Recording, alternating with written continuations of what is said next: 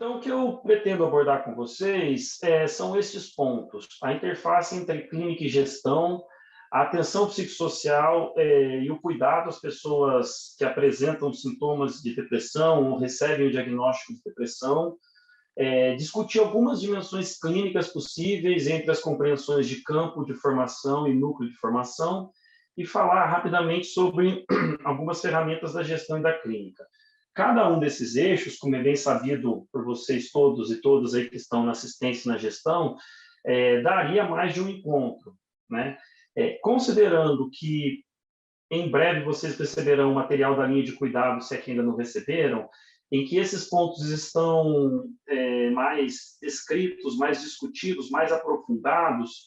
O recorte que eu escolhi para o nosso encontro foi abordar esses pontos, que estarão mais desdobrados aí na linha de cuidado, mas também na interface com outros conteúdos que às vezes não estarão lá, no sentido de essa conversa não ficar uma simples reprodução do material impresso que vocês receberão e a gente poder conectar diferentes compreensões que esse tema nos provoca, tá?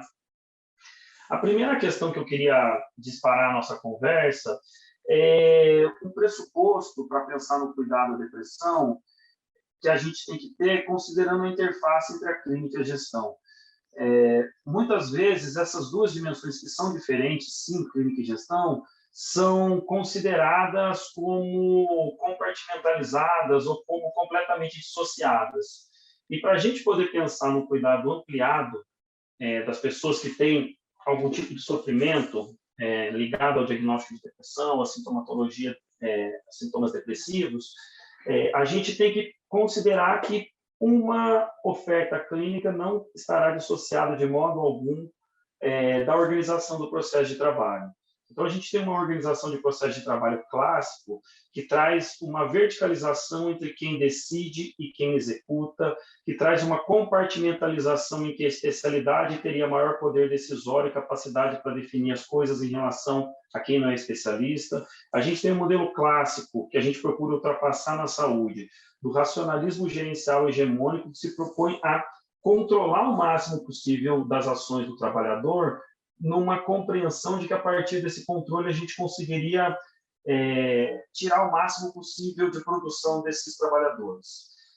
A gente na saúde vai pensar nessa perspectiva de um modo diferente do modelo tradicional, porque a gente quer produzir saúde, a gente quer produzir maiores gradientes de bem-estar nas pessoas, a gente quer produzir maior grau de autonomia para o usuário, que ele consiga ampliar sua rede de dependência e dependa cada vez menos de um ponto da rede só, de um profissional só, de um serviço só, e dependa cada vez menos apenas da saúde.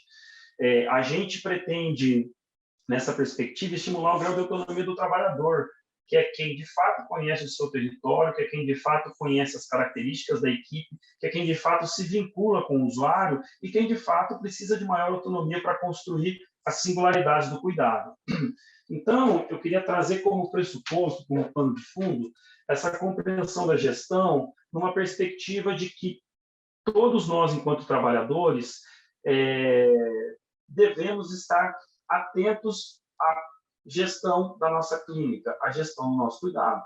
Podemos ser ótimos clínicos no sentido tradicional, no sentido teórico, mas se a gente não conseguir se atentar à importância da gestão dessa clínica, a potência da nossa clínica fica reduzida. Só esse braço de discussão da gestão também se desdobraria em muitos outros pontos que a gente pode vir a conversar depois, mas eu queria trazer isso na interface com a discussão da clínica. E de que clínica que a gente vai pensar, então, para os usuários e para as usuárias que apresentam questões ligadas à depressão, né? Mas eu queria que esse fosse o primeiro ponto. O modo como a gente organiza o nosso processo de trabalho, o modo como a gente organiza a gestão da nossa clínica interfere diretamente, está diretamente relacionado à qualidade da clínica que a gente constrói com o sujeito. Está diretamente relacionado à compreensão de construção de redes, seja redes dentro do próprio serviço, seja redes entre pontos de atenção no próprio município, na própria RAS, seja redes no sentido ampliado de políticas públicas que vão sustentar a circulação, o acesso e o cuidado desses usuários. Clínica e gestão são diferentes, mas devem ser indissociados. Nessa linha, então, eu queria trazer para a nossa conversa um modo de compreensão, que é um paradigma da atenção psicossocial, que vai propor exatamente uma interlocução com essa ideia de que clínica e gestão devem andar de mãos dadas, devem servir de sustentação uma para as outras, né? E aí eu acho interessante trazer esse paradigma. Imagino que todo mundo, ou boa parte de quem está aqui com a gente conversando, já deve ter sido apresentado, mas no sentido da gente poder desdobrar um pouco essa discussão teórica, que às vezes fica muito resumida no que é o psicossocial, né? Numa perspectiva do psíquico e social dos determinantes sociais em saúde, das condições de vida e da história singular que o sujeito desenvolve. Claro, esses dois eixos de uma compreensão mais superficial do psicossocial, eles são fundantes na compreensão da depressão e, consequentemente, da clínica. Mas eu queria desdobrar um pouquinho mais a partir do que o Abílio, a Cristina e o Silvio trabalham, né? Então, pensar um dos eixos da gestão da clínica e da oferta de cuidado é a gente poder pensar na compreensão do processo de saúde e doença e de quais meios técnicos que a gente constrói para lidar com ela, né? Em outras palavras, o modo que a gente compreende o fenômeno de adoecimento do sujeito vai estar diretamente ligado à proposta de cuidado que a gente faz. Então, acho que há uma dimensão bastante importante da compreensão aqui, da depressão, no caso, né, que é o nosso recorte, da gente poder considerar quais são os aspectos que fazem com que esse sujeito tenha um sofrimento intenso ao ponto de ser acompanhado por algum profissional, que faz com que esse sujeito dependa de uma articulação de rede para além das redes que ele já tem na própria vida, que faz com que essas pessoas precisem contar com um olhar específico por equipamentos da saúde, muitas vezes, para além dos outros pontos de ancoragem simbólica, cultural, de circulação que esses sujeitos têm, né? Então, é muito importante que a gente possa compreender o adoecimento de um modo, e o adoecimento que eu quero dizer, o sofrimento, melhor dizendo, né? Que a gente possa compreender o sofrimento do sujeito para, a partir daí, poder alternar ou alterar a nossa oferta de cuidado, né? A gente fala bastante da mudança de um modelo asilar hospitalocêntrico para um modelo comunitário, e, obviamente, isso tem que acontecer no sentido da oferta estrutural, mas há também uma mudança de concepção de sujeito, da gente poder pensar o sujeito como um protagonista da sua própria história, poder pensar o sujeito como muito maior do que o seu adoecimento, mas também considerar o sujeito a partir desse sofrimento específico. Então, eu vou falar na sequência, um cuidado que a gente tem que ter para que a gente não negue a clínica. Uma outra questão bastante importante, aí eu gostaria de entrar no ponto 2, é que a gente possa considerar as organizações das relações intrainstitucionais, inclusive no trabalho interprofissional. Em alguma medida, vocês já tiveram essa conversa com o Thiago na primeira aula, né? Como que a gente traz para a cena, a partir da compreensão de que o processo de saúde e doença se dá no território, e que o território não se dá apenas por uma dimensão geográfica, mas também por uma dimensão simbólica, a gente entender que o cuidado em saúde não vai se resumir no serviço especializado na atenção primária.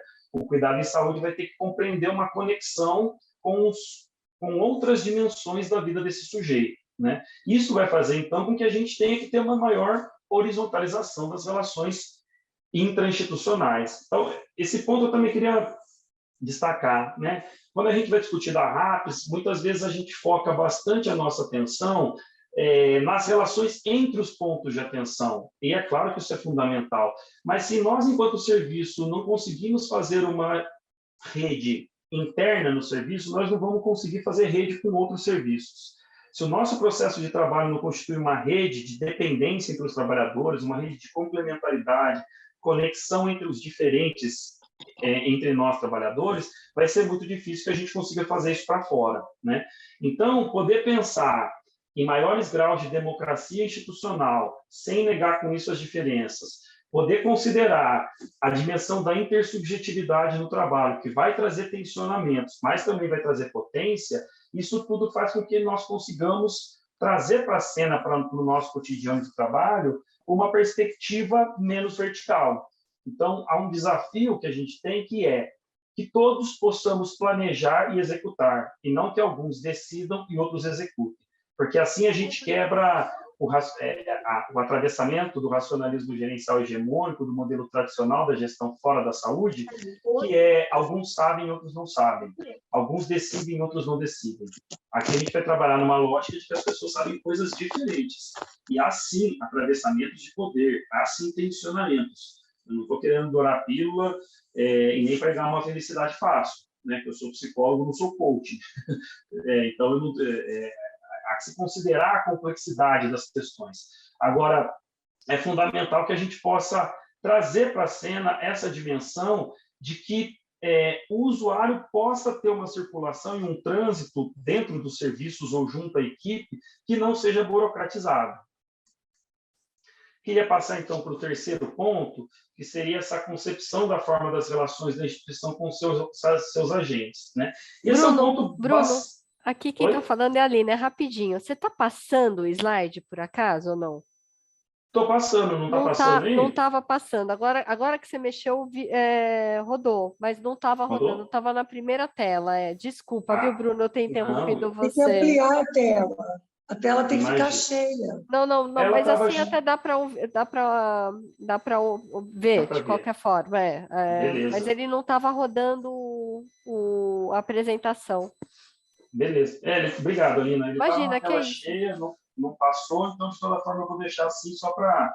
o que você pode fazer para aumentar um pouquinho é desafixar a área de edição e diminuir aqui na barra lateral as miniaturas, que aí fica um pouco maior.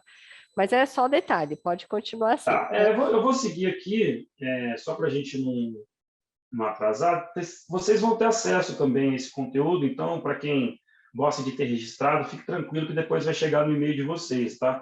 Essa apresentação é mais para nortear a minha fala, na verdade, do que necessariamente a compreensão. Então, o terceiro ponto que a gente vai ter seria esse das formas das relações institucionais com a clientela e com a população geral, né? E aí esse ponto eu acho que tem uma questão muito importante, que ele vai trazer a radicalidade, no melhor dos sentidos, de que as equipes e os serviços têm que ser porosos aos usuários e não o contrário, né? Então esse ponto é bastante importante na oferta da clínica. As ofertas se adaptam ao caso clínico, e não o caso clínico tem que se adaptar às ofertas.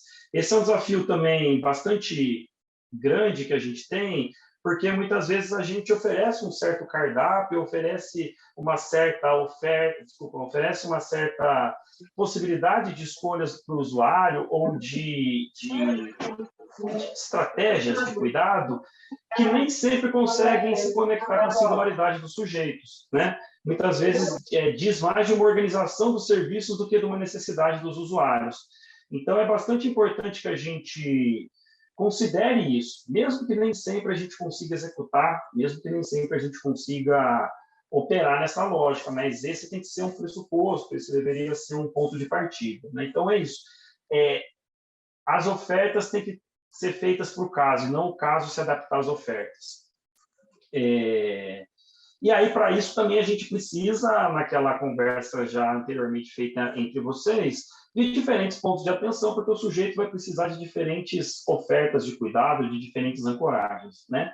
E, por último, a concepção efetivada dos efeitos das ações em termos terapêuticos e éticos. Esse é um ponto bastante importante quando a gente vai pensar na clínica e no cuidado da depressão, porque a gente quer exatamente um reposicionamento do sujeito frente ao sofrimento, e não um retorno do sujeito a como ele era antes de sofrer. Esse é um ponto bastante importante. Quando a gente espera que o sujeito volte para o mesmo modo de vida que ele tinha antes de passar pelo adoecimento, pelo agravo, pelo sofrimento, a gente está desconsiderando a trajetória que ele construiu desde então.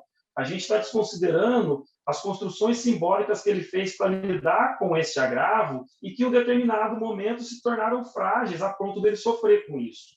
Então, não é possível que a gente volte ao mesmo estágio anterior do sujeito. Não é possível que o sujeito volte a viver a vida como ele vivia anteriormente a esse agravo, porque a vida já se transformou, porque ele já encarnou uma experiência, porque se fez necessário nesse cuidado a construção de novos modos de simbolizar o sofrimento, porque os anteriores não foram suficientes. Por isso que esse sujeito desenvolveu um agravo, desenvolveu um sofrimento, né? Então, queria chamar atenção para essas 4 dimensões do modo psicossocial, que trazem já uma compreensão de que clínica que nós vamos pensar para o sujeito.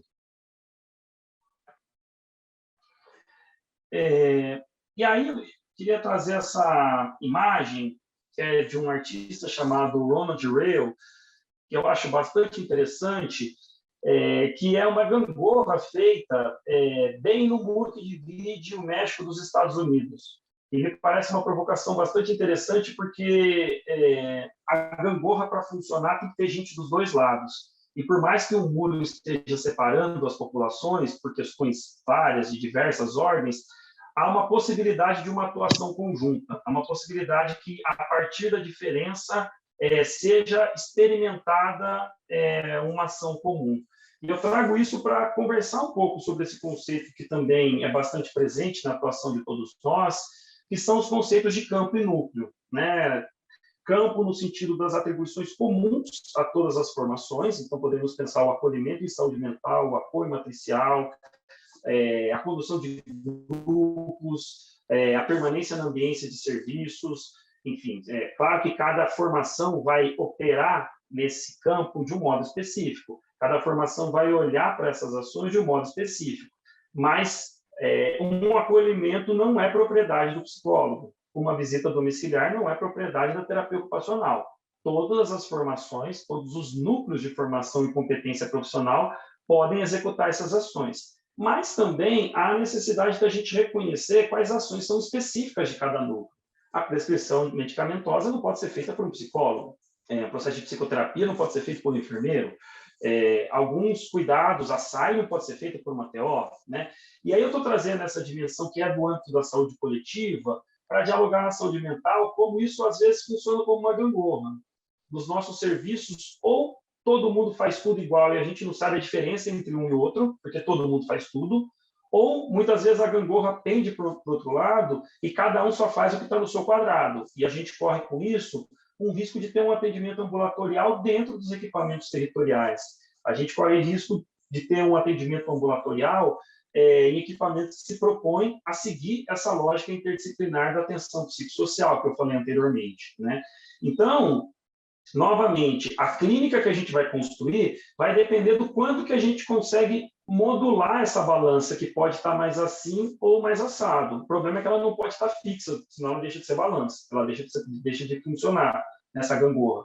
Então, como que a gente consegue trazer para o nosso cenário das práticas discussões dentro do próprio núcleo? Como que nós, psicólogos, e aí usando o meu exemplo profissional, né, da minha formação, como que nós, psicólogos, podemos discutir nas nossas linhas teóricas o que nosso serviço tem ofertado de clínica em relação à depressão?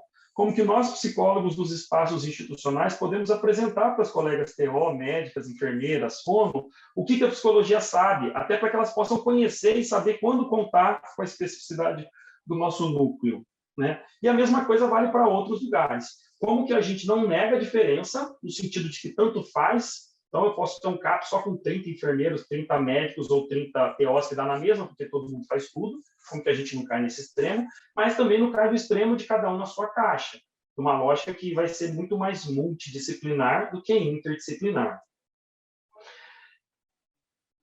E aí eu queria, aproveitando a nossa diversidade aqui, eu vi que tem colegas da atenção primária, colegas do CAPS, colegas da gestão, trazer algumas leituras clínicas possíveis, tá? De novo, isso estará mais desdobrado na linha de cuidado que vocês receberão, e fazer uma discussão clínica por uma perspectiva só tomaria todo o nosso tempo. Se fôssemos discutir clínica da depressão pela psicanálise, clínica da depressão pela perspectiva tradicional da psiquiatria, tudo isso demandaria um curso específico, né?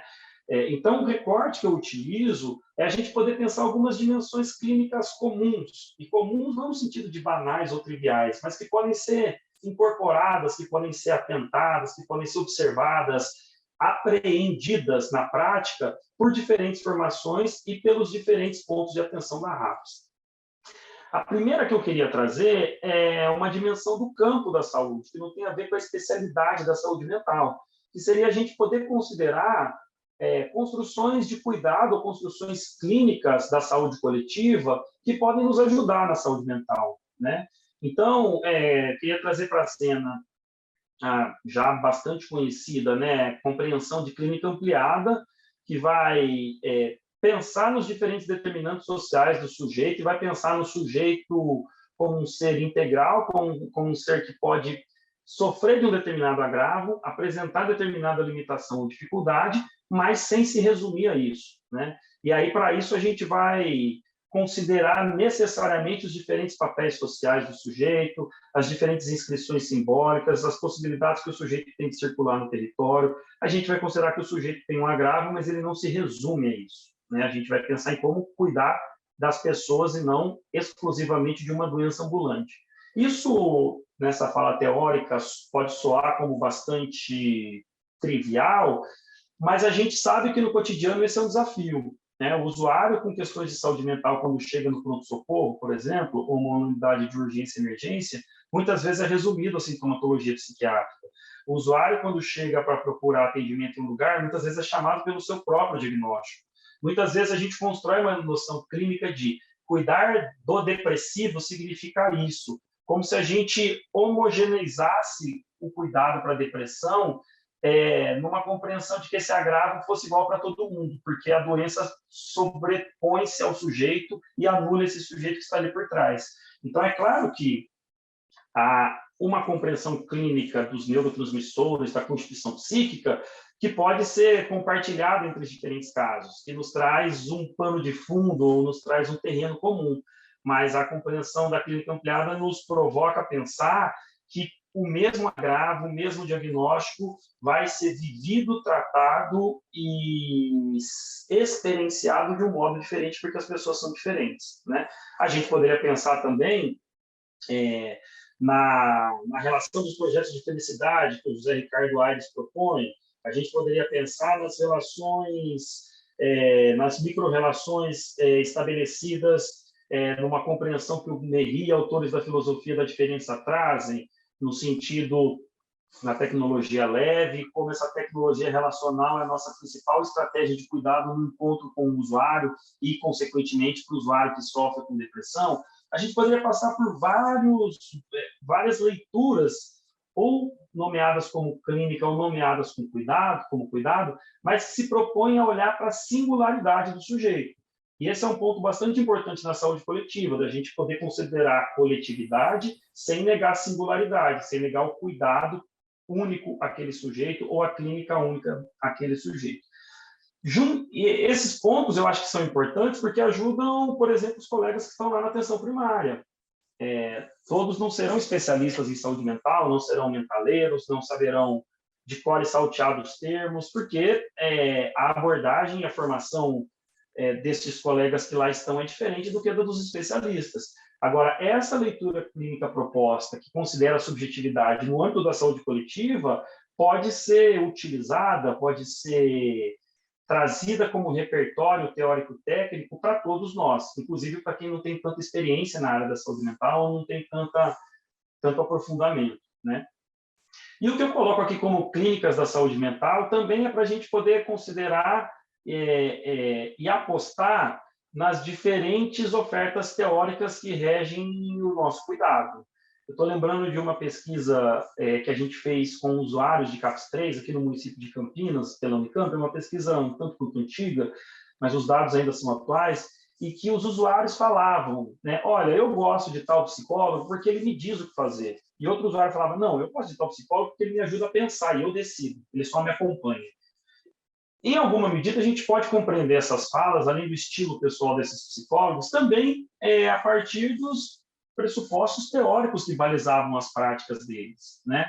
Então, há uma série de estudos que mostram que, para os usuários e para os nossos usuários que vão ser acompanhados por conta de sintomas depressivos, de questões ligadas à depressão, a pluralidade de ofertas teóricas é importante, porque cada um, a partir da sua compreensão de vida, do seu jeito, do seu estilo, da sua história, vai se conectar se identificar com determinadas correntes teóricas, mesmo que ele nem saiba qual é, né? Então, muitas vezes, nós, trabalhadores, nos pegamos em disputa, o que vem da nossa formação, entre melhores e piores correntes teóricas para tratar dos sujeitos. E acho que o grande desafio é a gente poder sobreviver à nossa diferença, porque a gente fala tanto do usuário lidar com a diferença, da sociedade lidar com a diferença, mas muitas vezes, quando chega na hora da gestão da nossa clínica, da oferta e discussão da nossa clínica, nós, trabalhadores, não sobrevivemos às nossas próprias diferenças. Então, eu queria trazer um pouco de novo a questão do núcleo, como que nós podemos conversar com as nossas diferenças técnicas, teóricas, como que a gente pode compor, como que a psicanálise vai olhar para a depressão de um jeito muito diferente do que a psiquiatria, mas o sujeito é o mesmo. Como que a TO vai lançar um olhar a partir da tríade do encontro com a atividade, ou a partir das atividades significativas, ou a partir da compreensão do cotidiano do sujeito, que pode ser complementar, mesmo que diferente, à compreensão da psicanálise ou da psicologia comportamental, por exemplo, né? Então, como que a nossa teoria está a serviço do sujeito, e não o sujeito que tem que se adaptar ao nosso repertório teórico, à nossa oferta teórica, né? Esse ponto, eu acho que não há fórmula mágica, depois a gente pode conversar um pouco sobre isso, mas eu queria trazer essa importância. Quanto maior a nossa pluralidade teórica e, consequentemente, de oferta, maior a possibilidade de enganchamento do sujeito, de vinculação, de conexão, de construção de sentido e de, efetivamente, construção de cuidado, né?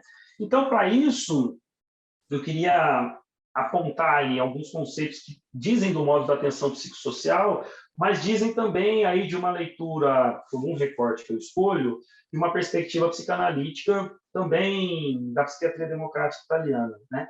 A primeira é que a gente possa considerar o sujeito a partir da existência do sofrimento.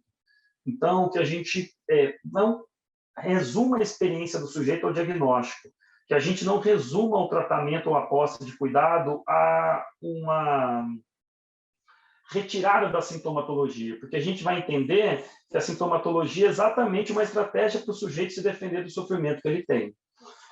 Então, como que a gente, não apesar dos sintomas, não apesar do diagnóstico, mas a partir dos sintomas, consegue compreender a existência e o sofrimento desse sujeito?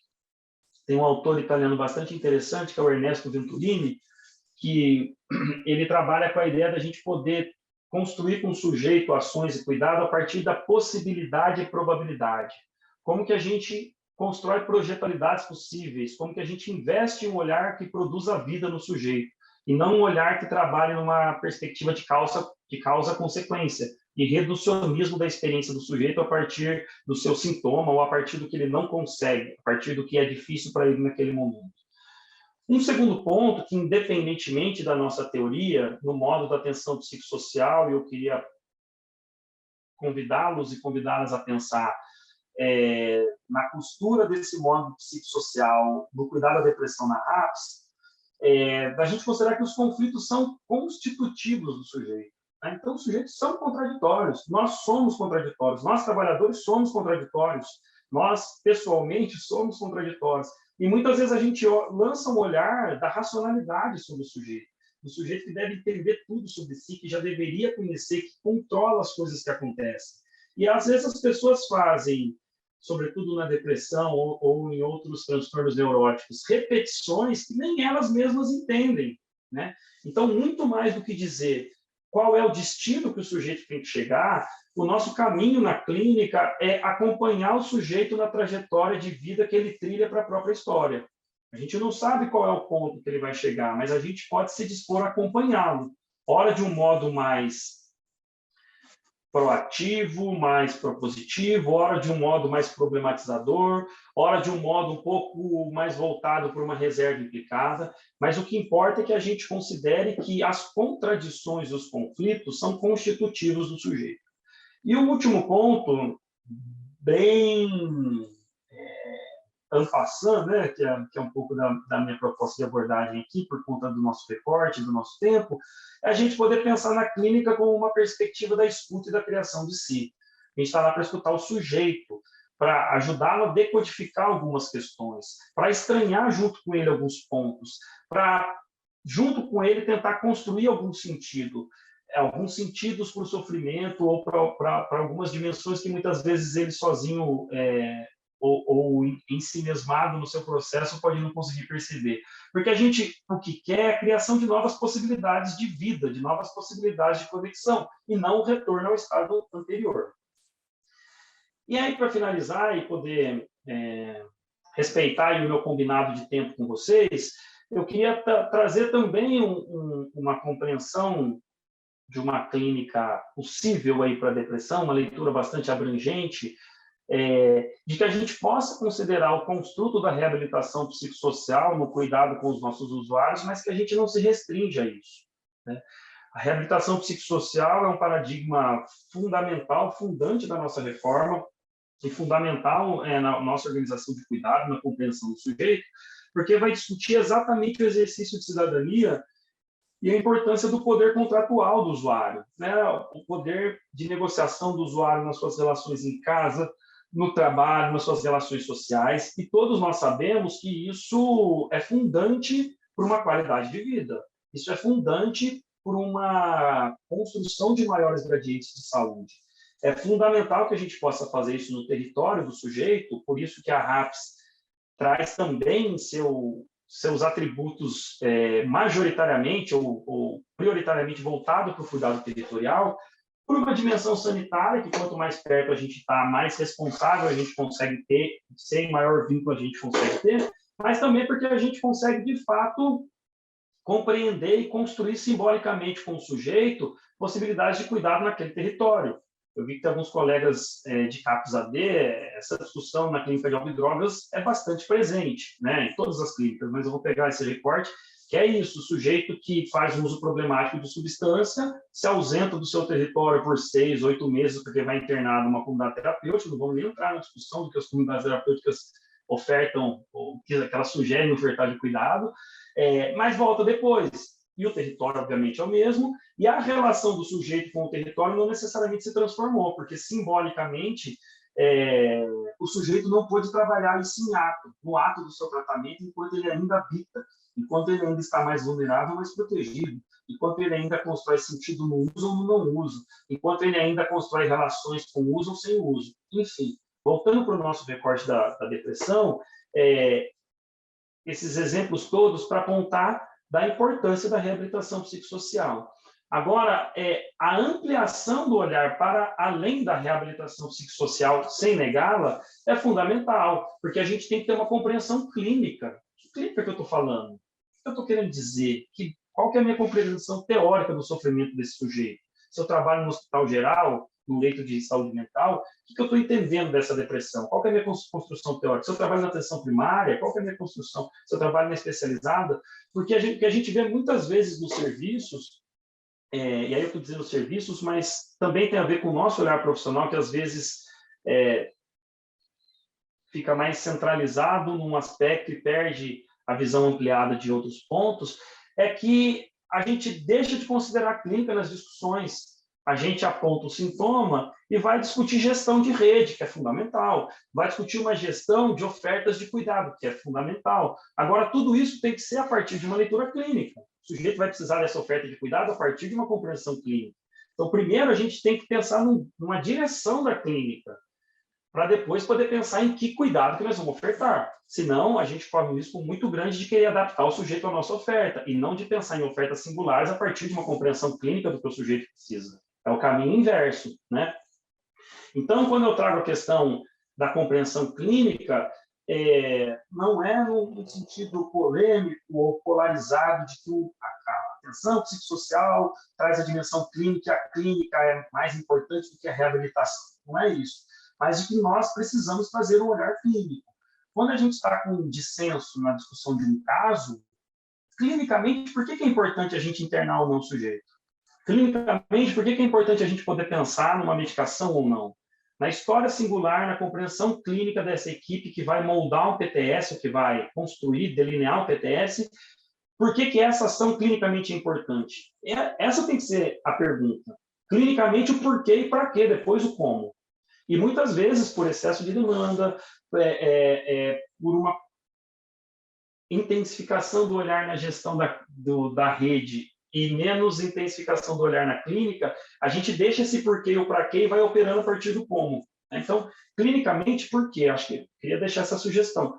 Quando o dissenso acontece, quando a gente não consegue definir em termos de consenso, precisa fazer contrato, né, entre a equipe, precisa construir negociações, o nosso mote tem que ser a clínica, mas não aquela clínica tradicional, individualista, que traz o paradigma adaptativo do sujeito para dentro de um território, de um consultório fora dele. Esta clínica ampliada pela compreensão da saúde coletiva, ou estes parâmetros clínicos também ampliados que eu estou trazendo como compreensão da saúde mental, obviamente acompanhado por leitura mais específicas da clínica, as diferentes clínicas da TO, as diferentes clínicas da psi, as diferentes compreensões que a psiquiatria traz, a enfermagem, fono, serviço social e por aí vai, né? E aí, eu não vou entrar tanto nessa discussão, mas a partir do porquê e do para quê, nós vamos pensar no como. E aí, o como, a gente tem já uma série de ações utilizadas, né, Brasil afora, Estado de São Paulo afora, elas vão estar mais descritas também no guia que vocês receberão, né, na linha de cuidado, para a gente poder pensar em ações individuais a partir do acolhimento, o acolhimento não resumido a uma perspectiva de organização de fluxo ou de classificação de risco, mas exatamente como uma primeira escuta que já pode produzir efeito, nos atendimentos individuais por diversos núcleos, nos atendimentos coletivos, a gente pode pensar em grupos de promoção à saúde, de prevenção, grupos de promoção à saúde no sentido de que as pessoas possam interferir cada vez mais no seu cotidiano e no seu território para ter uma qualidade de vida maior que as deixe menos vulneráveis para o sofrimento relativo à depressão, que possam prevenir esses agravos ou que possam tratar desses agravos. E essas ações todas podem ser feitas em UBS, em CAPS, podem ser feitas compartilhadamente, o que é melhor ainda, via NASF e por aí vai, né? Um ponto que às vezes é pouco discutido na saúde mental e que no recorte da depressão é bastante importante, na saúde mental como um todo, né? Mas no nosso recorte também é importante, que é o suporte para a família, porque a família também se mobiliza muito nesses momentos, né? A gente, quando tem um adoecimento, um agravo de algum ente familiar, sistemicamente a família passa a operar de outro modo, isso não é sem custos, né? E também um suporte que a família pode ofertar para o usuário. Então, a família, quando precisar de cuidado, qual é o cuidado? E a família, enquanto cuidadora, como que nós, enquanto serviço, podemos ofertar esse suporte. O apoio matricial, que é uma estratégia consagrada já, mas sempre desafiadora, porque nos provoca a pensar nessa articulação de rede e outras dimensões do cuidado e da gestão da clínica que não caberiam aqui, não porque não são importantes, mas porque o nosso tempo é restrito.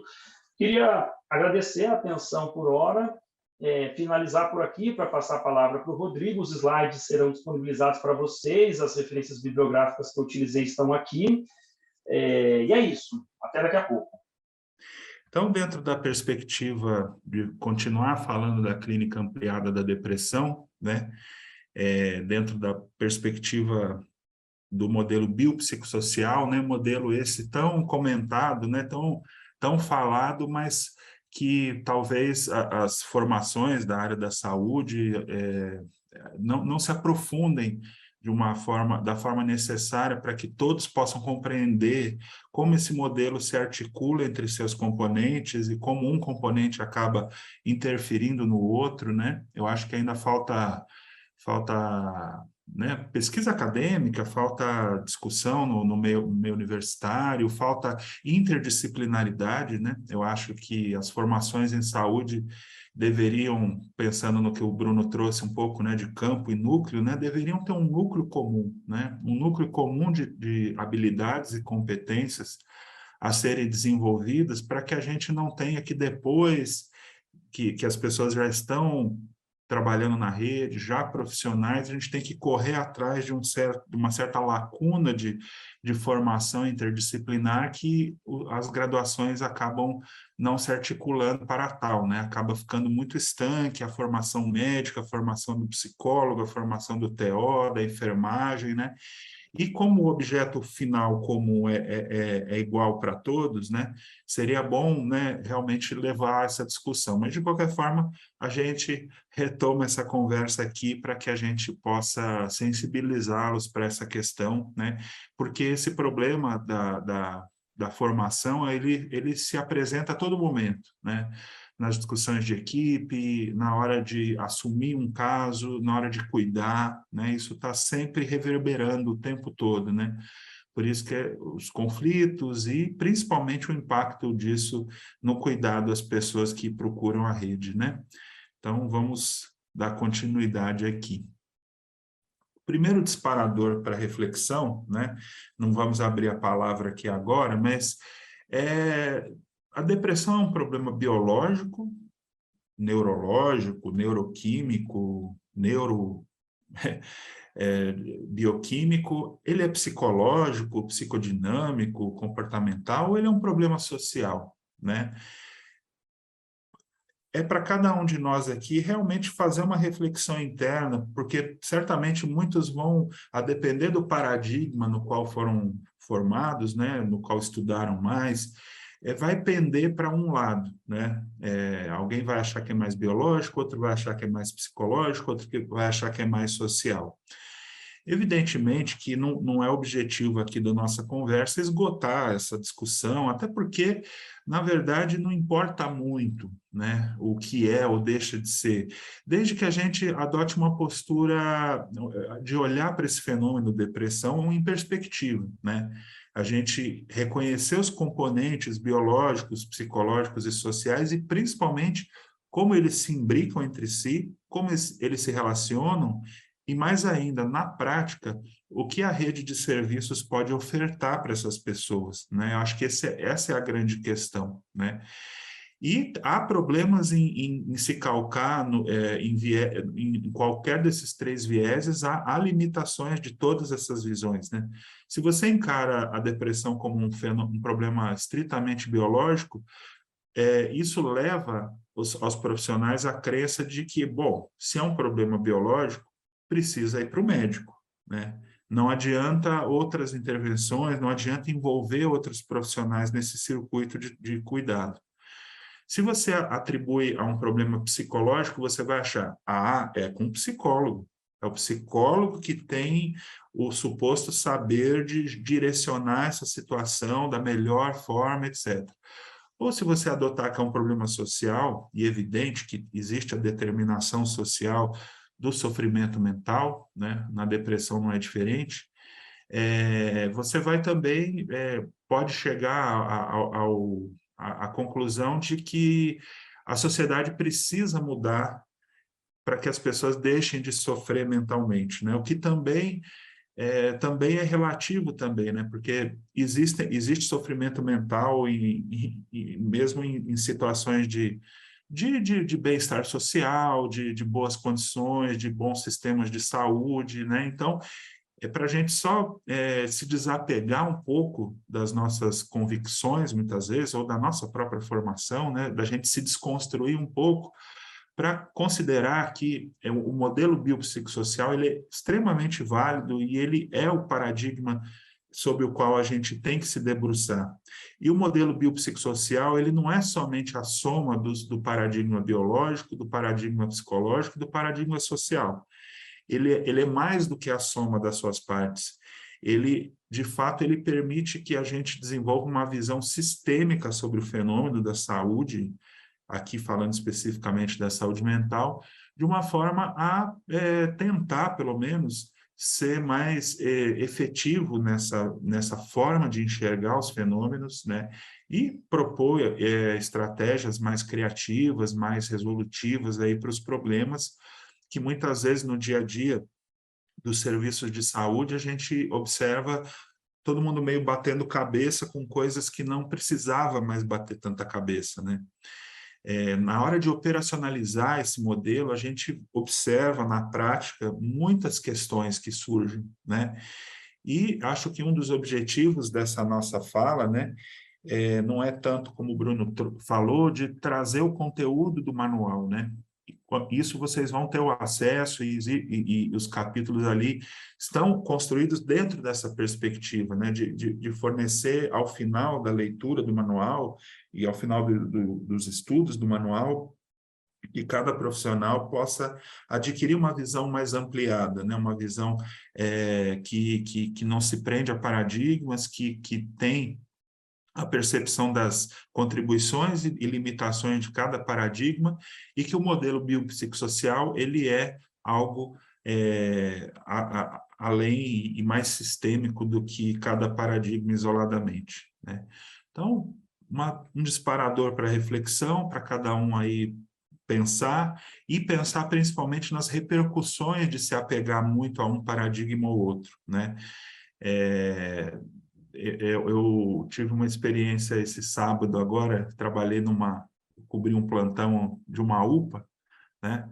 Numa importante cidade do estado de São Paulo, e reparei que como essa discussão do que é do psiquiatra, do que é do profissional especializado em saúde mental, dentro de um serviço de saúde geral, como isso ainda, em muitos lugares, ainda é inexistente, né? O quanto isso ainda não foi discutido, né?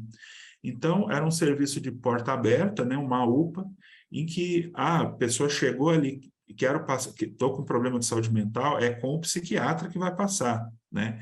Então, muitas vezes o serviço, não tendo essa clareza, né, e principalmente não tendo a clareza do que ele pode ofertar enquanto profissional para as pessoas com sofrimento mental, acaba sobrecarregando a ponta de um sistema, né? Ou os profissionais especializados, ou os serviços especializados, né?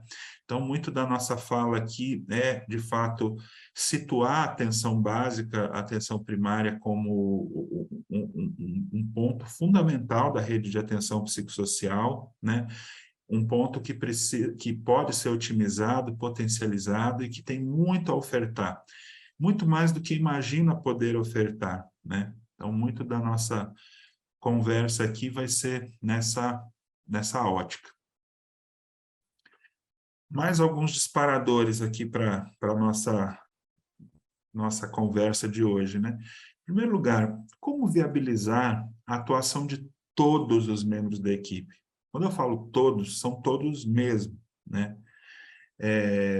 Para cuidar de pessoas com depressão, já que esse é o nosso recorte aqui, né?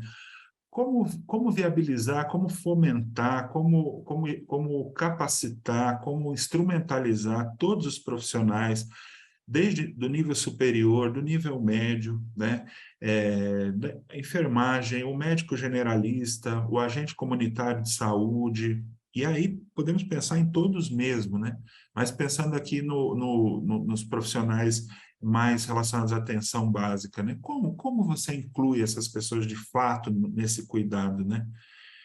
Segundo lugar, como mudar a cultura dos serviços em relação às pessoas com depressão, né? Como a gente passa por algumas coisas ao longo da carreira, né? E a gente observa que muitas vezes se considera que o que falta para os serviços não especializados é o instrumental, é a ferramenta para lidar com certas situações em saúde, né? Só que na saúde mental, né, acho que a gente, por perfil e por busca, acaba entendendo, olha, não é só ter a ferramenta, mas tem uma questão de cultura assistencial, de cultura de oferta de cuidado, que acaba ou incluindo mais as pessoas com sofrimento mental ou excluindo mais, né? Entendendo mais que as pessoas com sofrimento mental fazem parte do teu escopo de atuação ou o contrário, né? Então, existe uma questão cultural dos serviços aí, que é muito dependente de quem está atuando no serviço, dependente da história de cada serviço, de como cada serviço foi sendo construído, constituído, das interferências políticas, financeiras, de gestão que esse serviço foi sofrendo, né? Por isso que eu considero fundamental e agradeço a presença das pessoas ligadas à gestão nesse curso, porque eles são peças-chave nesse entendimento e nessa mudança de cultura, né? A gente sabe que o estigma em relação às pessoas com sofrimento mental ainda é muito grande, né? apesar de a gente falar mais dos diagnósticos psiquiátricos, de depressão, pânico, transtorno bipolar, das medicações, etc., a gente fala disso com mais liberdade, né? A gente faz né? A gente se assume mais tendo sofrimento mental, né? Mais do que sempre conseguiu fazer. Mas, na prática, né, a gente sabe que a cultura dos serviços é muitas vezes arraigada, né? A gente penso aqui um exemplo de como as pessoas que tentam suicídio são vistas no serviço de urgência e emergência, por exemplo. A gente sabe o que acontece, né? É muito difícil, muitas vezes, desconstruir certos paradigmas estruturais aí das pessoas em relação à saúde mental, né? Então, eu acho que esse é outro grande trabalho, né, que qualquer implementação de linha de cuidado em saúde mental precisa se debruçar, né? Terceiro disparador para a gente, cada um de nós aqui, fazer esse exercício, é como fazer que os pontos de atenção monitorem as pessoas com depressão, especialmente os casos complexos, né?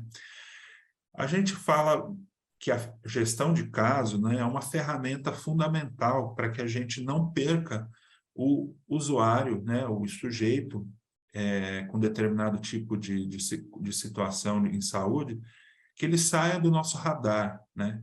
Eu vejo a atenção básica como um grande radar, né? Um radar que monitora as pessoas, né? Que monitora o caminho dos usuários do sistema dentro do próprio sistema, o contato que eles vão tendo com os pontos de atenção, com as outras redes de atenção à saúde, né?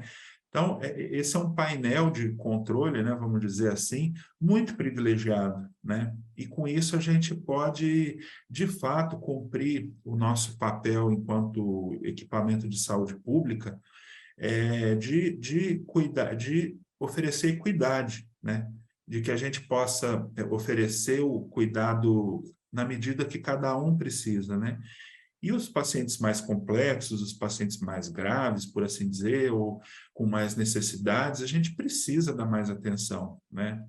Então, se a gente puder escolher, né, as pessoas que a gente vai priorizar na nossa gestão de casos, isso aí, no que tange a depressão, né, que a gente está falando aqui, é extremamente importante, você realmente qualifica o cuidado, né, você realmente evolui, né, você realmente oferta uma assistência ou um cuidado de ótima qualidade, né? Então, esses três disparadores aí é para que cada um reflita e observe no dia a dia de cada serviço como que isso se dá, né?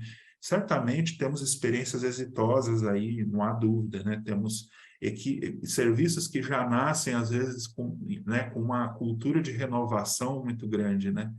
Mas temos também, por outro lado, serviços que cristalizados, em que as relações de poder dentro dos serviços e os entendimentos são muito arraigados, muito pouco flexíveis, né? Então, a gente tem que lidar com todos esses cenários, né, para a gente poder falar de saúde mental de verdade, né? Para a gente poder falar com profundidade de saúde mental. Acho que esse é o grande desafio que a gente tem tido, né? E falar de profundidade, você tem que falar de algum grau de desconstrução de crenças, de valores, de entendimentos que as pessoas têm em relação à saúde mental, que derivam de um atavismo histórico, né? É uma coisa que vai sendo transmitida, né? Eu acho que a questão do estigma em saúde mental, ele tem um caráter estrutural, né? Uma coisa que vem vindo de geração em geração e vai se atualizando, né? E vai se também, de alguma forma, se disfarçando aí, né? Se adaptando aos novos contextos sociais, mas ele persiste, né? E esse estigma, evidentemente, é muito mais intenso nas populações socialmente desfavorecidas, nas populações carentes, vulneráveis. Aí o estigma se mostra com a sua face mais dura, mais violenta, mais excludente, né?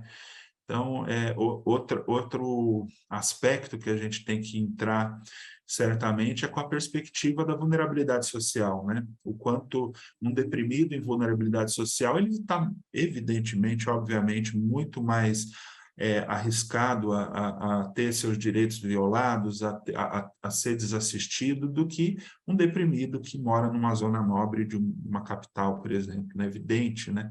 O peso disso na saúde sem sombra de dúvida, muito grande. Para que a gente comece a mudar a cultura, para que a gente comece a falar em profundidade dessas questões, né? A gente também precisa de dados, a gente precisa de evidências aí produzidas pelas pesquisas, né? A gente sabe, né, por exemplo, que existem altas taxas de comorbidade clínica na depressão, né? Ou seja, as pessoas não têm só depressão, as pessoas têm depressão e uma série de outras condições em saúde, né? Isso para a atenção básica é particularmente interessante, porque a atenção básica, por adotar um paradigma de atenção integral, lida com a saúde física, com a saúde mental naturalmente, né? Isso está dado dentro do rol de atribuições da atenção básica, né? Então, existem N estudos, vocês vão poder checar no manual, capítulo 6, se não me engano, de necessidades em saúde das pessoas com depressão, em que existe um detalhamento lá muito grande das taxas de associação de depressão com hipertensão arterial, com diabetes mellitus, doença pulmonar obstrutiva crônica, dor crônica, câncer e condições de saúde crônicas em geral, né? Cada vez mais tem se compreendido a depressão e outras condições de saúde mental que tendem a ser recorrentes, persistentes, como dentro dos agravos não transmissíveis, né? Eu acho que essa inclusão da saúde mental dentro do grupo das DANTs, né, ou DCNTs, né, é muito estratégico, porque ele facilita que a saúde mental seja olhada não só por nós que somos profissionais, ativistas, formadores de opinião na saúde mental, mas também pelas pessoas que fazem a gestão e estão nessa posição dentro da saúde geral, dentro da política geral de saúde, né?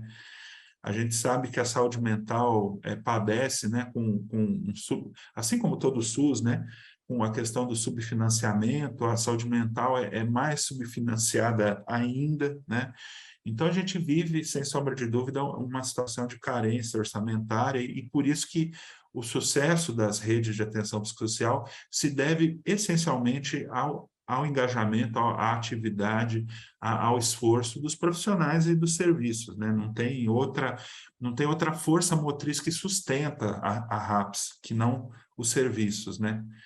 Então, eu acho que isso, a gente tem uma força muito grande, mas se a gente, por até uma razão de fortalecimento da própria rede de atenção psicossocial, se a gente começar a enxergar as questões de saúde mental, né, como agravos não transmissíveis, como parte aí de um corolário aí de condições crônicas que se interrelacionam, né? A pessoa com depressão, ela vai aderir menos aos tratamentos, à mudança de hábitos, né? Vai ter um menor controle das condições de saúde, né? Vocês imaginam, por exemplo, um deprimido hipertenso, né? Pode ser que ele não tome a medicação, pode ser que ele se negligencie, pode ser que ele não consiga se engajar num programa de mudança de hábito de vida, pode ser que ele não tenha a menor motivação de ir num grupo de caminhada, né? Igualmente, um paciente diabético, a gente sabe pelas evidências, e vocês sabem, né, é óbvio, vocês veem isso no dia a dia, a gente vê no dia a dia, que a depressão piora a adesão e o controle de qualquer condição clínica. Qualquer problema de saúde associado à depressão, esse problema de saúde vai evoluir pior, com mais morbidade, com mais mortalidade, com mais problemas, né? Então, essa é uma outra evidência que a gente costuma separar a saúde mental da saúde geral, mas na prática a gente é um só, né? As coisas se imbricam, né? E as evidências demonstram isso. Outro aspecto, né, que os transtornos mentais severos e persistentes, aí, os estudos são mais em pessoas com esquizofrenia, transtorno bipolar, quadros crônicos, quadros que persistem ao longo da vida, né? Mas existem também depressões que persistem ao longo da vida, que são crônicas, que são recorrentes, que são severas, né? Que são resistentes ao tratamento, né? E a gente pode incluir a depressão dentro desse pacote também, né, de condições de saúde mental persistentes. E essas condições aumentam o risco de mortalidade precoce. Esse grande pacote de pessoas com esses transtornos mentais severos e persistentes, que inclusive são a população perfil dos CAPs, eles têm um risco de mortalidade antes da população geral de 10 a 20 anos, né? Esse é um dado que precisa ser mais trazido nas discussões, né? A gente está lidando com pessoas que morrem mais cedo, né? E a gente sempre paira a questão do suicídio. É evidente que a associação de depressão e suicídio é muito grande, e a depressão é o transtorno mental mais associado com suicídio, né? Mas a gente discute pouco no Brasil que, na verdade, os nossos usuários, eles morrem de infarto, eles morrem de acidente vascular encefálico, de insuficiência renal relacionada à hipertensão mal cuidada, diabetes mal cuidada. Enfim, a principal causa de mortalidade nessa subpopulação é cardiovascular, né? Então, todos os pontos de atenção precisam estar sensibilizados a essa realidade, né?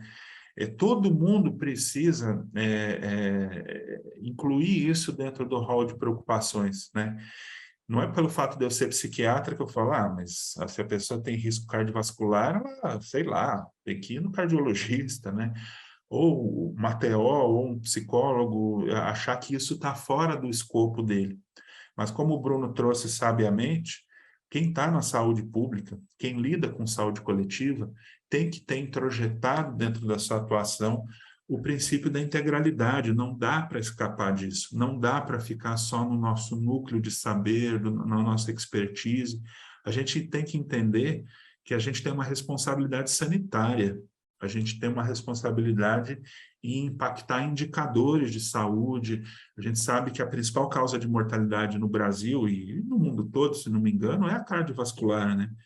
Então, a gente tem uma responsabilidade, a gente não pode achar que não é conosco o problema, né? Senão, a gente cai num problema muito, muito sério, no meu entender, que é quando o paciente, quando a pessoa é encaminhada, ela vai para o CAPS, né? Encaminhada não, né? A pessoa começa a seguir no CAPS, a UBS perde a pessoa do radar, né? Essa pessoa está só dentro do universo CAPS, né? Participando das atividades, né? Do que cada CAPS propõe, e muitas vezes se perde essa questão da saúde física, né? A unidade acaba... Então, o usuário acaba ficando sem conexão aí, né? Sem gestão, né? Ele acaba não sendo monitorado muitas vezes, né? E a depender da proximidade entre os pontos de atenção, esse problema pode ser mais agravado ainda, né? A gente vive, né, observa sistemas locais de saúde em que a articulação entre os pontos de atenção é muito débil, né? E às vezes nem só débil, mas existe eventualmente situações de conflito entre os pontos de atenção, né? Então vocês imaginam um usuário no meio desse campo de conflito, nesse campo de isso não é comigo, isso não é comigo, isso não é comigo. Quem cuida do usuário? Isso é muito sério, né? E um dos componentes, sem dúvida, desse cenário, né, que se gera muitas vezes, infelizmente, é dessa falta de entendimento da responsabilidade sanitária, essa falta de entendimento do papel da atenção básica, essa falta de entendimento de rede, né, que muitos profissionais acabam não conseguindo desenvolver, acabam realmente ficando dentro do seu escopo de atuação e não conseguem enxergar de forma sistêmica, né? Então, a gente está falando aqui de uma série de percepções que impactam concretamente na qualidade do cuidado, né? Então, por que não a gente observar, a gente cuidar de aspectos de risco cardiovascular nessa população que tem depressão, por exemplo? Por que não, né? A gente fala do Setembro Amarelo, a gente fala do suicídio, só no Setembro Amarelo também, né? Outra questão a ser pensada. Mas, na verdade, a nossa clientela morre de infarto, né? Né? Tem uma desconexão aí, né? Tem algo que precisa ser alinhado entre nós para que a gente possa avançar de fato nesse quesito de pensar na saúde de uma forma mais integral, né? Tanto a saúde mental precisa entender a saúde integral, quanto a atenção básica, não é só um ponto ou outro, né? Todos nós precisamos incluir esse modo de visão como um modo de intersecção, né? Um modo prioritário, né? A gente tem responsabilidade, cada um de nós, né, em mudar realidades em saúde, né? A gente entra na saúde pública imbuído dessa missão, né? Não existe um contrato de trabalho, muitas vezes, claro, mas se espera que quem vai atuar na saúde pública entenda esse papel, né? Com uma certa clareza, né? Pois é a isso que ele vai ser convocado o tempo todo, né? Ele vai ser, essa intenção dele em atuar na saúde pública vai ser colocada à prova o tempo todo pelos desafios aí do dia a dia, né? Então, isso acho que é legal trazer. Outra evidência também, né, que é bem descrito, que a depressão se associa com mais gastos para o sistema de saúde, né, com incapacidade para o trabalho, né, a depressão caminha para ser pelo menos a segunda maior causa de incapacidade para o trabalho entre todas as doenças, né. Então, esse ranking também está no manual, vale a pena checar direitinho, né. Queixa somática sem explicação médica, a pessoa que chega, que vai muitas vezes na unidade básica, na UPA, com queixas que a gente não consegue decodificar, que a gente não consegue encaixar, que a gente não consegue nomear, né? Muitas vezes é o sofrimento psíquico se manifestando ali da forma como ele consegue se expressar, né? Acaba sendo uma forma de comunicação, né? Então a gente tem que entender que muitas depressões, as pessoas acabam trazendo mais queixas físicas do que queixas cognitivas ou psicológicas ou emocionais, né? A gente precisa ter essa sensibilidade, né? Que depressão gera sobrecarga familiar, que a depressão gera sobrecarga dos profissionais de saúde, sobrecarga das equipes, né? Estigmatização social e, sem sombra de dúvida, uma pior qualidade de vida, evidentemente, né?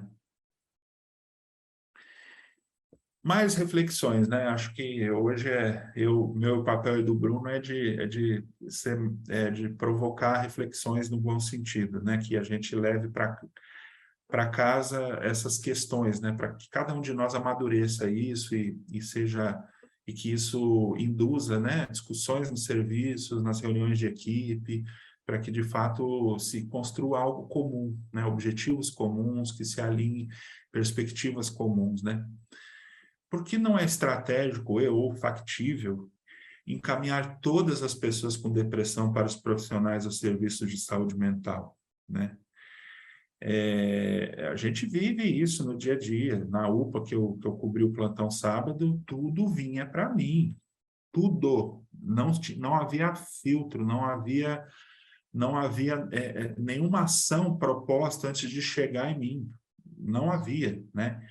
E, infelizmente, né, isso é a realidade de muitos locais, né? Só que a grande questão é por que isso não é factível, isso não é estratégico, isso não se sustenta em termos de gestão de serviço de saúde, de sistema de saúde, isso não rola, isso não pode acontecer. Primeiro lugar, né? Aqui eu coloquei uma estimativa de prevalência de depressão extremamente modesta, mas eu fui modesto de propósito, né? A gente sabe que a depressão é um conceito, né? Ele é um construto, né? A depender do instrumento que você usa, da escala que você usa para diagnosticar a depressão, essa prevalência varia, né? Para mais, para menos, né? Eu coloquei aqui uma estimativa mais modesta da depressão na população geral, em torno de 6% a 8%. Existem estudos que já falam em 18%, 20%, mas eu preferi ser modesto, para que eu não fosse apontado como alguém que está inflando o diagnóstico, que está aumentando aí o problema. Mas o fato é que pensemos que seja 6%. Vamos parar para pensar. 6% das pessoas que procuram o meu serviço de saúde onde eu atuo, a UBS, por exemplo, tem depressão. Esse é um dado super importante, né? Do recorte ali que está presente naquele serviço, se você pensar por baixo, mas muito, muito por baixo, 6 a 8% daquelas pessoas que têm chance de ter depressão, né? E muitas vezes a gente não está atento a isso, a gente não entende dessa forma, a gente acha que se a pessoa não trouxer claramente que ela está deprimida, a gente não detecta, a gente não suspeita, né? A gente não se preocupa em rastrear, né? E outro aspecto, né? Acho que isso que é importante frisar, né? A gente está falando de depressão, um diagnóstico, uma coisa mais formal, mais dentro do modelo biomédico mesmo, de classificação diagnóstica, enfim, né?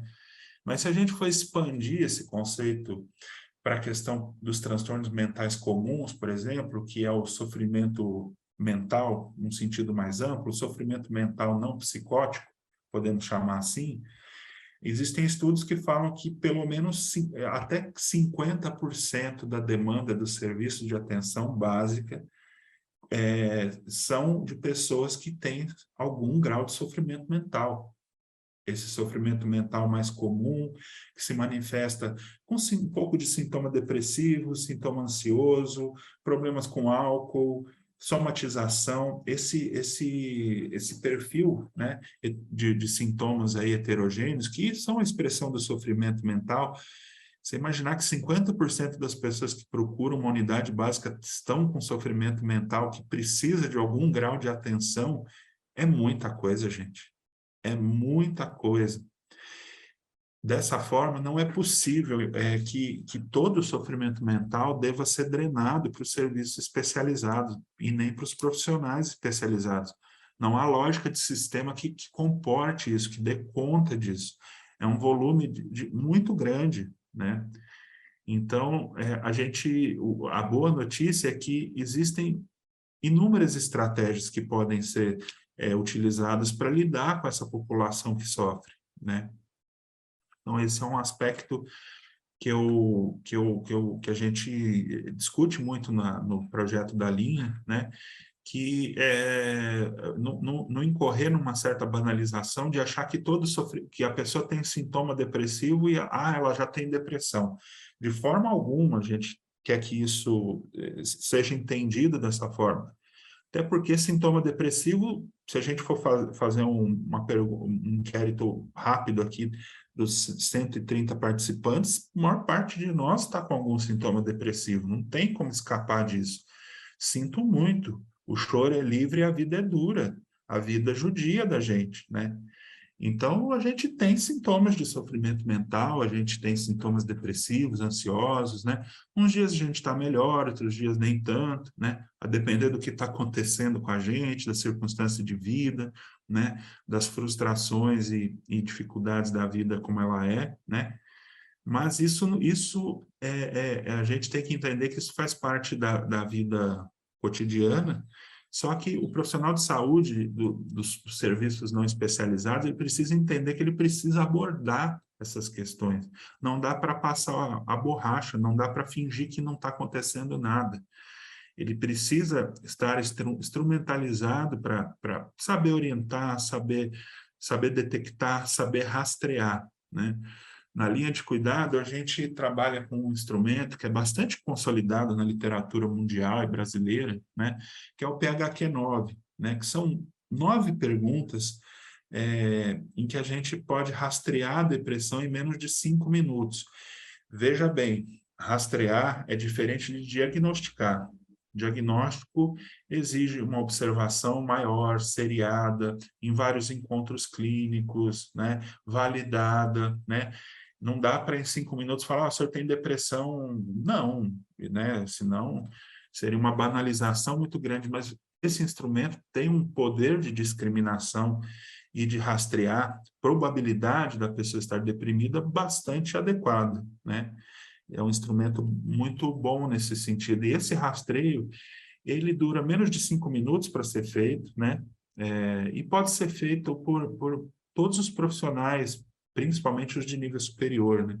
Aqui eu penso principalmente na enfermagem, né? A enfermagem tem essa possibilidade e, na verdade, quando a gente fala dessa forma, se houver um treinamento, né, se houver esse engajamento do serviço, se houver essa mudança de cultura que a gente mencionou, nada impede do treinamento da aplicação desse instrumento ser geral, ser capilarizada para todos os profissionais, nada impede, né?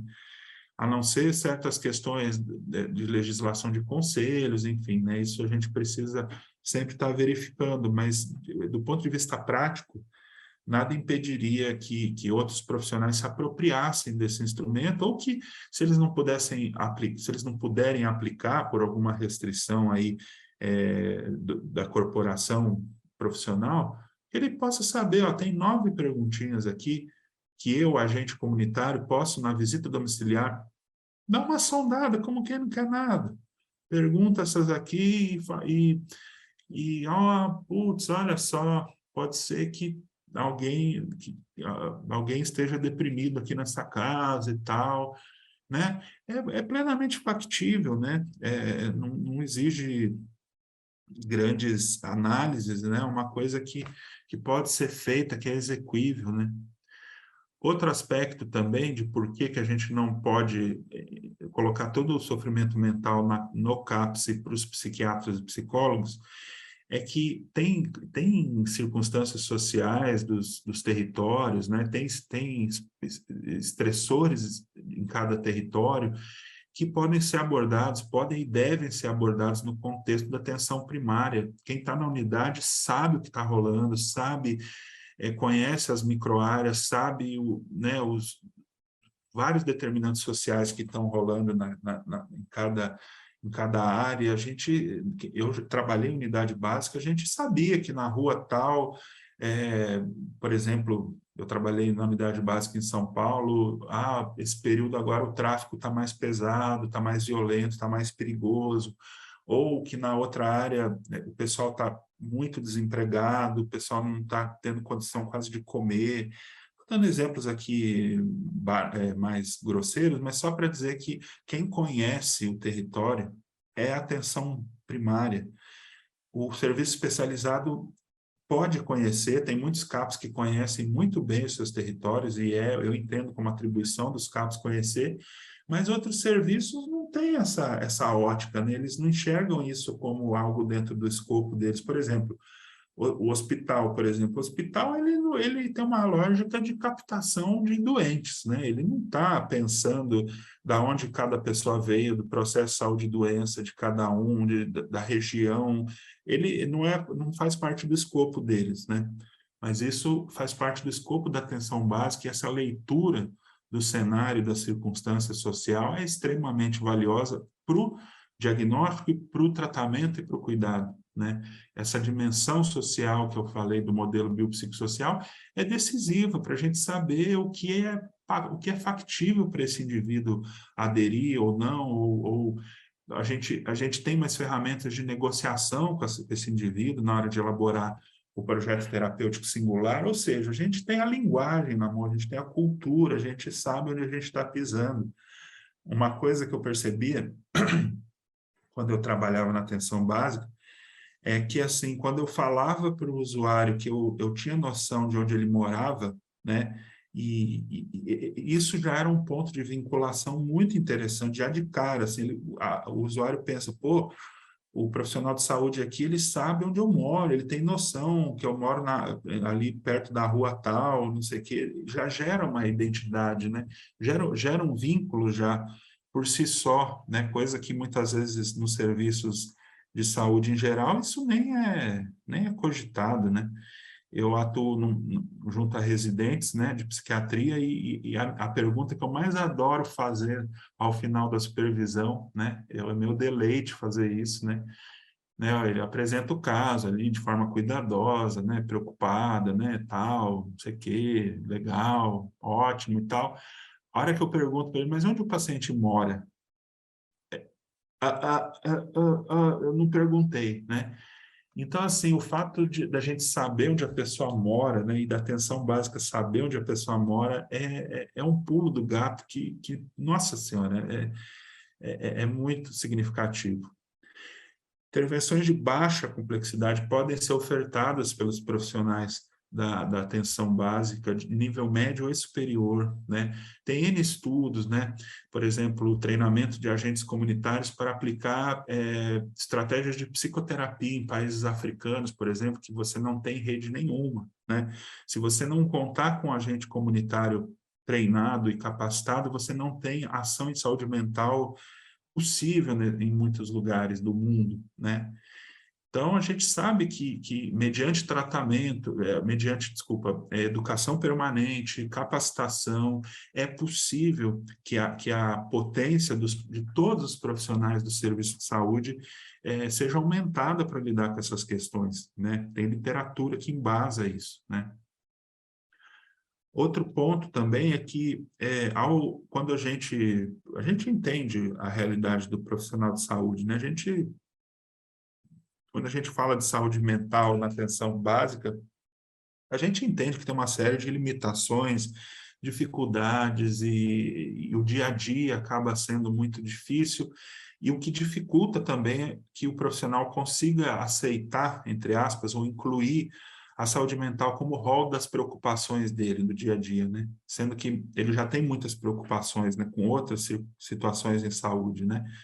Mas o fato é que tirar o problema da frente, ou seja, dizer, eu não atendo saúde mental, isso não é comigo, não faz o problema deixar de existir, né? O problema, e pior, o problema vai continuar batendo na porta dele, né? De outras formas, e muitas vezes na forma de uma descompensação de um quadro clínico que ele cuida, por exemplo, de um hipertenso que fica descompensado, de um diabético descompensado. Então, é entender que as coisas caminham juntas, né? E que, pelo menos, que ele se sinta à vontade de lidar com as questões de sofrimento mental das pessoas, das populações clínicas que ele acompanha, né? Dos hipertensos, dos diabéticos, ao menos isso, né? Porque é por uma questão pragmática até. A depressão vai piorar o controle dessas condições clínicas, né? Então, se você quer cuidar do hipertenso, quer cuidar do diabético, quer melhorar uma dor crônica, se você não cuidar da depressão, você não vai conseguir melhorar o todo.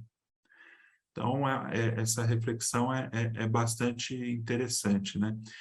E outro ponto, né, de uma certa tranquilidade possível, é que os casos de depressão leve, vamos dizer, pensando num sistema, numa métrica de classificação, são muito mais frequentes do que os casos moderados e graves, né? Então, acho que isso também dá um certo alento de que a grande maioria desses casos, pelo menos sob a perspectiva do diagnóstico, né, aí utilizando a métrica classificatória para a gente poder se nortear, né? Senão, né, tudo é tudo, nada é nada, né? É uma forma da gente racionalizar, da gente enxergar os casos de uma determinada forma e pensar estratégias que você pode lançar a mão, você profissional, você serviço, né? Para as pessoas com depressão leve, para as pessoas com depressão moderada e para as pessoas com depressão grave, né? Isso o manual discute extensamente e acho que sugiro realmente a consulta esse material, né? Para a gente poder ir caminhando aí, né, para o término da nossa fala inicial, acho que dois grandes pilares, né, do tratamento em depressão são o tratamento farmacológico e o não farmacológico, né? Aqui eu coloquei, para abreviar, TF e o TNF, né, tratamento farmacológico e não farmacológico. Um racional simples, né, que a linha de cuidado propõe, evidentemente que não só baseada no PHQ-9, mas baseada no inventário social, no inventário das condições de saúde, né, porque para a linha de cuidado, né, pensando numa ótica de saúde coletiva, não é só, a questão não é só tratar os deprimidos, mas é tratar os deprimidos que são hipertensos, diabéticos, que têm câncer e que têm uma vulnerabilidade social. Essa população, né, ela precisa ser encarada como prioritária, né? Não que as outras não sejam, mas existem uma hierarquia de prioridades e um rol de ações que podem ser propostas para cada, vamos dizer, subpopulação que a linha pode ajudar a discriminar, né? Então, a gente, grosso modo, né, se você fez o rastreio, né, o profissional fez o rastreio, ó, isso aqui me parece uma depressão leve, né? Aí essa pessoa passa numa consulta médica, o médico generalista ou psiquiatra fala, ó, realmente é uma depressão leve, faz o diagnóstico, né? Se é uma depressão leve, a grande maioria das depressões leves, ela é manejável com abordagens não farmacológicas, né? Então, isso é muito importante de ter esse crivo para não achar que depressão é tudo a mesma coisa, que depressão todas precisam de antidepressivo. De cara, a literatura já traz essa questão de que depressão leve você está autorizado a não medicar necessariamente. Você pode, primeiramente, oferecer abordagens não farmacológicas. E, mais uma vez, também, acho que a gente precisa ampliar o que a gente entende por abordagem não farmacológica, né? Que a primeira coisa que vem na nossa cabeça é psicoterapia. A gente sabe que a psicoterapia é útil, eu mesmo fiz terapia a vida toda, análise a vida toda, sem sombra de dúvida, é fundamental, mas se a gente for pensar num contexto de saúde pública, a gente tem que, sim, que pensar em outras possibilidades de abordagem não farmacológica que podem ser tão ou mais eficazes do que as psicoterapias, né? Lembrando também que muitas pessoas não se adaptam ao setting psicoterápico, que muitas vezes a psicoterapia não se enquadra dentro do setting proposto pelos serviços, pela logística dos serviços, não cabe ali muitas vezes, né? Existem iniciativas que as pessoas conseguem fazer, evidentemente, mas entender que a psicoterapia é uma das opções do dito tratamento não farmacológico, né? A gente lida com um cenário em que as pessoas, elas não são estimuladas ao autocuidado, né? Isso a gente está cansado de saber, quando a gente pensa, por exemplo, em hábitos alimentares ou né, enfim, coisas que são ruins para a saúde física, né? Que todo mundo sabe, a mídia fala disso toda hora. E saúde mental? Como é que é o autocuidado em saúde mental, hein? Como é que os serviços podem fomentar esse autocuidado? Como é que as pessoas podem, como o Bruno trouxe, que as pessoas adquiram um pouco mais de autonomia sobre si, um pouco mais de continência para o próprio sofrimento, que elas aprendam a lidar com o sofrimento, né? Que elas se empoderem nesse sentido, que elas consigam minimamente adquirir um mínimo de continência para a angústia delas, né? Existem estratégias muito simples, né? A primeira que me vem aqui são estratégias do tipo respiração. Exatamente, respiração, como a sabedoria milenar do Oriente ensinou, e todas as práticas meditativas, elas incluem, tem um componente de respiração muito claro em todas elas, né? Você respirando, né, de determinada forma, você pode atingir um estado de relaxamento, um estado de redução de ansiedade. E por que a população que a gente cuida não pode aprender isso? Por que eles não podem ficar sabendo disso? Por que a gente não pode ensinar, né? A gente sabe que tem pessoas, né? Pacientes é meu lado médico que toda hora se apresenta, né? Mas que tem pessoas que não se adaptam a uma terapia verbal, né? Que falar para elas acaba acaba gerando mais angústia, mais dificuldades muitas vezes, né? Que muitas vezes um trabalho corporal pode ser mais significativo em termos de saúde, de bem-estar e de adquirir esse senso sobre si mesmo de um autocuidado, de uma autorresponsabilidade, de uma autonomia. E aí entra também estímulo à atividade física, estímulo a lazer, a atividades ao ar livre, contato com a natureza dentro do que for possível, né? Então, o leque aí de possibilidades não farmacológicas para um deprimido leve, para todos, né? Todo tipo de sofrimento mental o tratamento não farmacológico ele tem que ser entendido como parte fundamental do cuidado, não dá para abrir mão disso, né? E muitas vezes, né, o próprio usuário desconhece essa dimensão, né? Então, nosso papel muitas vezes é trazer, falar, olha, precisa, se você não incorporar certos hábitos de autocuidado em saúde mental, você não vai melhorar, né? A medicação nunca vai ser suficiente. A gente aí tem taxas de cronicidade em depressão que chegam, em alguns estudos, a 60% dos deprimidos vão evoluir cronicamente, né? Ou seja, está faltando alguma coisa no tratamento dessas pessoas que permita que os resultados sejam melhores, né? E, frequentemente, o que falta em primeiro lugar, que o profissional saiba oferecer estratégias não farmacológicas, e que o usuário compre essa ideia também, que muitas vezes ele vem na perspectiva da medicalização, do remédio, etc, etc. Então, eu acho que essa linha é bastante importante, o material detalha ali possibilidades de intervenção não farmacológica, tanto individual quanto familiar, e aí entra tudo, psicoterapias, psicoeducação, práticas integrativas, as PICs, entra tudo. Tudo que você tiver no seu sistema, você pode e deve estimular o usuário a utilizar. Essa máxima é bastante importante. Quando a gente vai para a depressão moderada, aí a gente pensa em, além do tratamento não farmacológico, de introduzir um fármaco, sem dúvida. Um antidepressivo ou um ansiolítico, enfim, né? O manual detalha muito bem as opções farmacológicas disponíveis aí na rede SUS, né? Que a gente consegue cobrir, né, as principais drogas que a gente utiliza, né? Ali tem orientações sobre posologia, efeitos colaterais, etc, etc. Mas, repito aqui, tratamento farmacológico mais tratamento não farmacológico. As coisas não se excluem, né? Precisam caminhar juntos. Se num paciente que tem mais sintomas, que está mais incapacitado, mais ainda, precisa estar as duas coisas juntas, né? Indo para a depressão grave, ou seja, uma depressão com risco de suicídio ou uma depressão com sintomas psicóticos, né?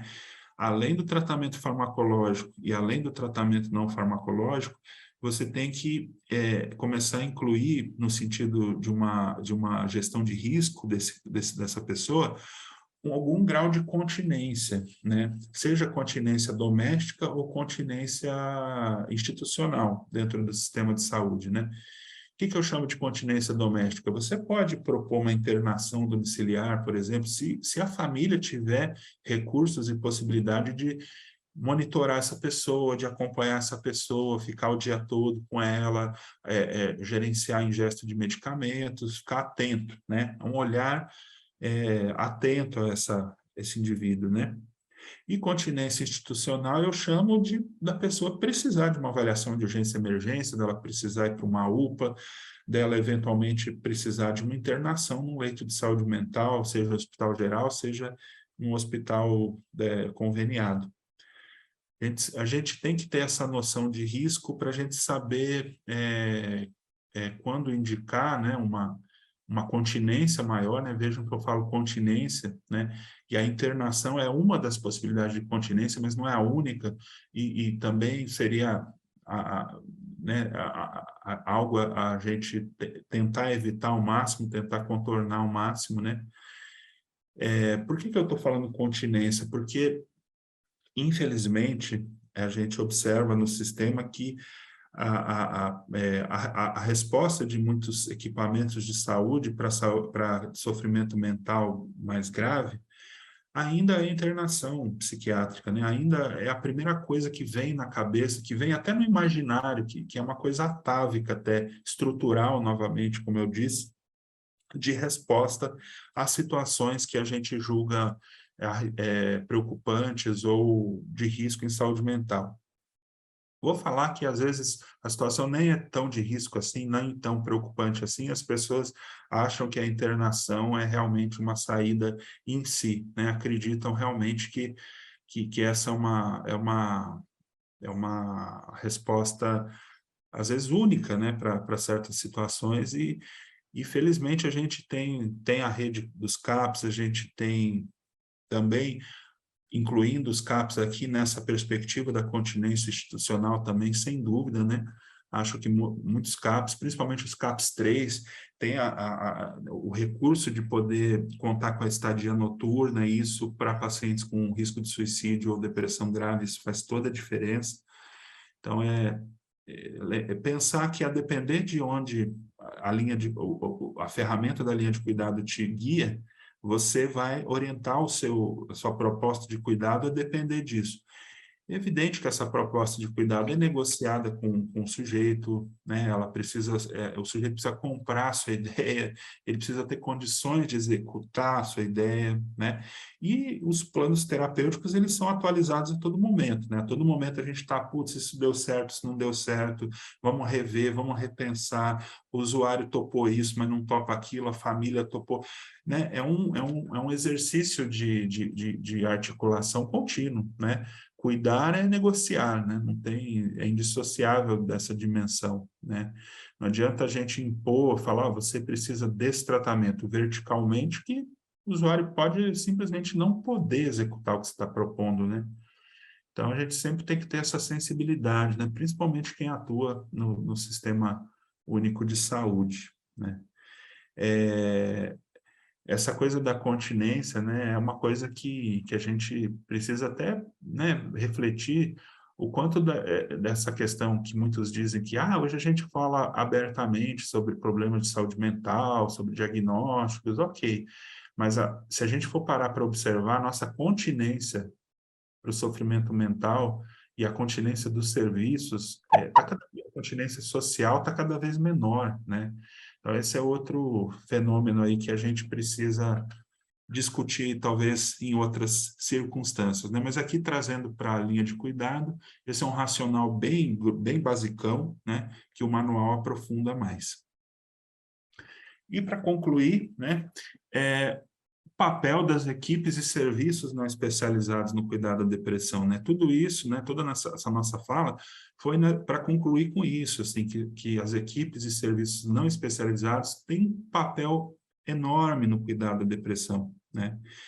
E que a linha de cuidado, ela propõe instrumentos para isso, né? A gente precisa de uma métrica para isso, né? Senão fica muito difícil para os profissionais e para os gestores entender do que a gente está falando, né?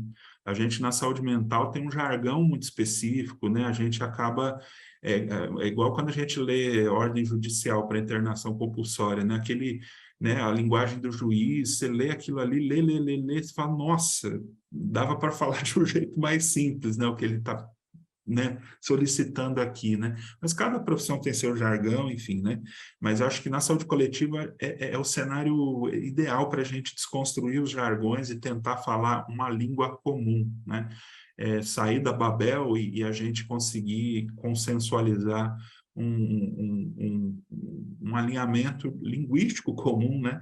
De terminologias, de entendimentos, né? Acho isso muito importante, por isso que eu estou na saúde coletivo até hoje, né? Porque é o campo que permite isso, né? Mas, de qualquer forma, a gente precisa também de uma métrica, de uma régua para a gente mensurar as coisas, né? Algo mais quantitativo, né? Então, a linha propõe o PHQ-9, né? Mais o inventário social e de condições clínicas, né? Ou seja, é uma tentativa de operacionalizar o modelo biopsicossocial, porque aí você tem as informações de saúde médica, vamos dizer, você tem psiquiátrica e médica, e você tem uma avaliação social de mapeamento de vulnerabilidades, e aí, de posse desse modelo, aí você vai falar, putz, essa população aqui que tem mais depressão e mais problemas sociais e mais problemas clínicos, eu vou dar prioridade. Essa que tem um pouco... Entende? Aí cabe a cada serviço construir a sua estratégia sanitária para essa população, para essas várias populações, né? A ideia é entender a heterogeneidade de situações e de indivíduos que estão nesse pool aí de pessoas com esse título, pessoas com depressão, né? Quais são as vantagens, né? Como eu disse, permitir identificar essas subpopulações de risco biopsicossocial, viabilizar a gestão de casos complexos, que o serviço consiga enxergar os casos complexos, né? Monitorar o itinerário terapêutico desses usuários, permitir o envolvimento da equipe como um todo, né? Eu coloquei aqui grifo meu, precisa envolver da recepção ao gerente, não é só o médico, não é só o psicólogo, não é só a enfermagem, é da recepção ao gerente, é do pessoal que cuida da limpeza ao gerente, é todo mundo precisa se engajar nessa mudança de cultura, né? E as métricas permitem a elaboração de indicadores, indicadores de processo, indicadores de desempenho e alimentação de sistemas de informação para que a gente possa caminhar aí para uma macrogestão dessa questão da depressão, né? Evidente que nenhuma linha de cuidado dá conta da totalidade da realidade, né? Mas a gente faz um recorte. Existe muita comorbidade em saúde mental, né? As pessoas não têm só depressão, mas elas têm depressão, ansiedade, abusam de álcool, elas têm transtornos de personalidade, estão psicóticas também. Então, saúde mental, existe uma grande sobreposição de tipos de sofrimento, né? Então, a gente precisa caminhar também no entendimento dessa perspectiva da maior complexidade, né? Existe ainda muita resistência, muito estigma em relação à saúde mental, como a gente falou várias vezes aqui. Educação permanente em saúde mental para essas equipes e serviços não especializados é uma estratégia perene, né? Precisa ser sustentável, precisa ser garantida pelos gestores, viabilizada, né? E a discussão da saúde mental na atenção primária, que teve um boom ali por volta de 2008, a portaria do NASF, é uma discussão que foi se enfraquecendo, né? E agora eu acho que a linha de cuidado é uma oportunidade da gente retomar essa discussão com o pulso que ela precisa ter, né? Com mudanças políticas aí à vista, né, no país, e a gente precisa retomar essa perspectiva de realmente viabilizar a inserção da saúde mental na atenção primária, levando em conta todos esses aspectos que eu propus aqui para que possamos pensar juntos e principalmente considerar a relevância disso, né? A gente precisa disso, né? A gente precisa muito, principalmente num contexto pós-pandemia, de aumento do sofrimento mental, né? De uma forma bastante grande, né? É uma demanda que já está batendo na porta e vai bater cada vez mais com as dificuldades sociais da população, com todas as circunstâncias que a gente vive no Brasil, né? Então, a hora é agora e estamos juntos para pensar isso, elaborar, discutir, construir juntos aí. Agradeço a atenção de todos.